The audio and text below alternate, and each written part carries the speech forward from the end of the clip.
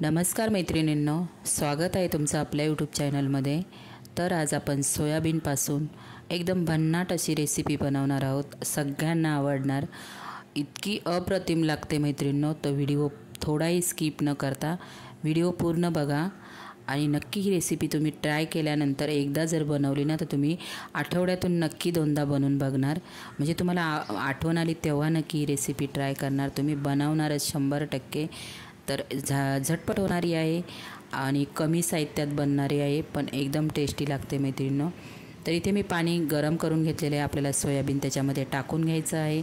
तुम्हाला किती बनवायचे सोयाबीन त्या हिशोबाने तुम्ही सोयाबीन याच्यामध्ये टाकू शकता। तर मी ते गरम पाण्यामध्ये सोयाबीन टाकून घेतलेलं आहे। त्यानंतर 10 मिनिटासाठी ठेवलेलं झाकून। झाकल्यानंतर आता मी पाणी गरम आहे त्यासाठी मी चमच्याने काढून घेत आहे एका बाउलमध्ये। तर पाण्याला एकदम उकळी येऊन द्यायची, त्यानंतरच सोयाबीन टाकायचं आहे। तर मी एका बाउलमध्ये आता काढून घेतलेलं आहे।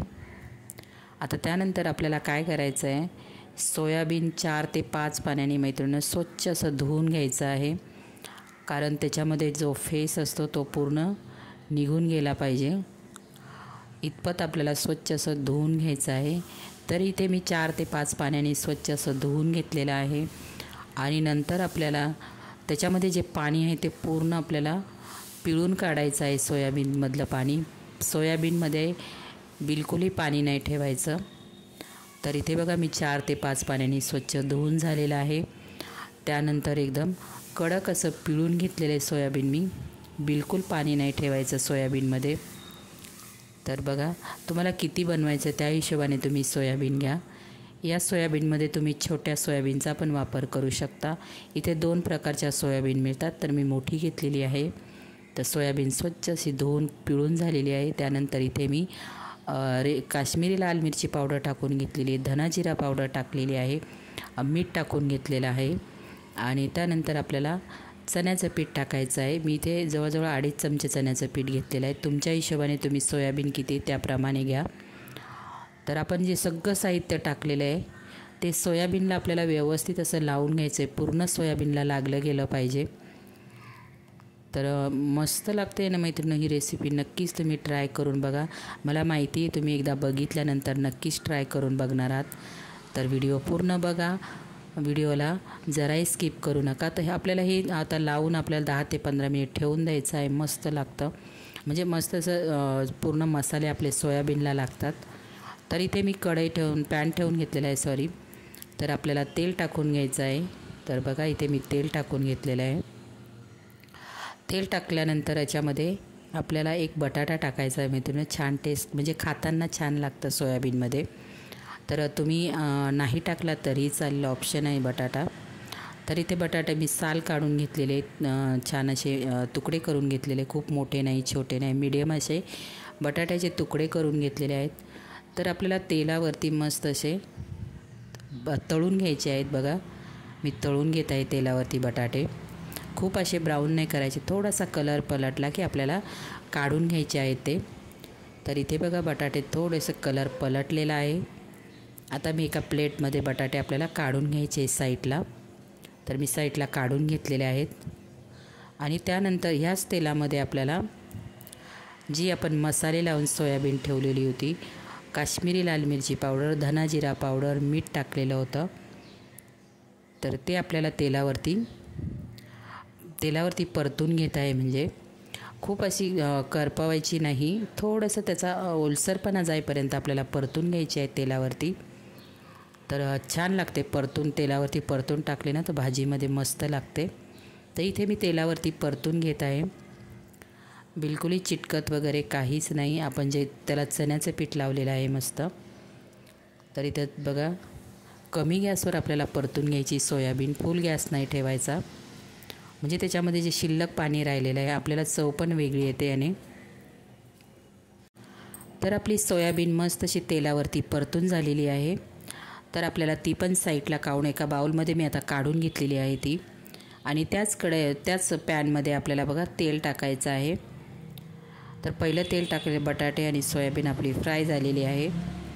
त्यानंतर आता मी परत तेल टाकलेलं आहे पॅनमध्ये आणि तेल आपलं गरम झालेलं आहे. त्यानंतर याच्यात खडे मसाले टाकायचे. खडे मसाले तुमच्या आवडीनुसार तुम्ही टाकू शकता. तर इथे मी 2 ते 3 पानं तेजपत्ता टाकलेला आहे, दालचिनी टाकलेली आहे आणि 1 चक्रफूल मी टाकून घेतलेलं आहे. आणि कांदा मी मिक्सरला वाटून घेतलेला आहे. छान थिकनेसपणा येतो आपल्या ग्रेव्हीला, आपण जी सोयाबीनची ग्रेव्ही बनवणार आहोत. तर इथे मी 2 कांदे मोठे घेतलेले आहेत, मिक्सरला फिरून घेतलेले. खूप अशी पेस्ट नाही केलेली, थोडेसे जाडसर ठेवलेले आहेत. तर कांदा मी टाकून घेतलेला आहे वाटलेला. त्यानंतर मीठ टाकायचं आहे आपल्याला. मिठाने आपला कांदा लगेच परतला जातो. तर कांदा आपल्याला त्याचा कच्चेपणा जाईपर्यंत, कारण आपण वाटून घेतलेला आहे, त्याचा पूर्ण कच्चेपणा जाईपर्यंत कांदा आपल्याला 1 मिनिटासाठी परतून घ्यायचा आहे. त्यानंतर इथे मी अद्रक लसूण पेस्ट टाकलेली आहे. तर इथे तुम्ही किती बनवणार त्या हिशोबाने तुम्ही अद्रक लसूण कांदा टोमॅटोचा वापर करा. तर इथे अद्रक लसूण पेस्ट पण परतून झालेली आहे. त्यानंतर इथे मी 2 टोमॅटो मिक्सरलाच फिरवून घेतलेले आहे, ते पण मी टाकून घेत आहे. टोमॅटो आपण जेव्हा मिक्सरला फिरवतो ना, आपण कोणती ग्रेव्ही बनवतो, छान कलर पण येतो आणि थिकनेसपणा येतो. आपण जे ग्रेव्ही बनवतो दुसरं वाटप टाकायची बिलकुल गरज नाही. तर कांदा टोमॅटो अद्रक लसूण आपला मस्त तेलामध्ये परतून झालेला आहे. त्यानंतर इथे मी हळद टाकलेली आहे आणि इथे जो आमचा घरगुती मसाला आहे तो टाकून घेतलेला आहे.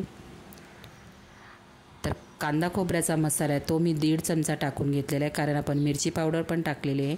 मिरची पावडर खूप तिखट नाही, काश्मीरी लाल मिरची पावडर आहे, फक्त कलर येण्यासाठी. आता मसाला टाकल्यानंतर 1 मिनिटासाठी आपल्याला परतून घ्यायचं आहे. बघा मसाल्याला किती मस्त असा कलर आलेला आहे. त्यानंतर आपण जी फ्राय करून घेतलेले बटाटा आणि सोयाबीन ते आपण मसाल्यांमध्ये टाकून घेतलेले आहे. आता बटाटे आणि सोयाबीन आपल्याला मसाल्यामध्ये 1 मिनिटासाठी परतून घ्यायचे आहेत. तर इथे बघा मी परतून घेत आहे मसाल्यांमध्ये.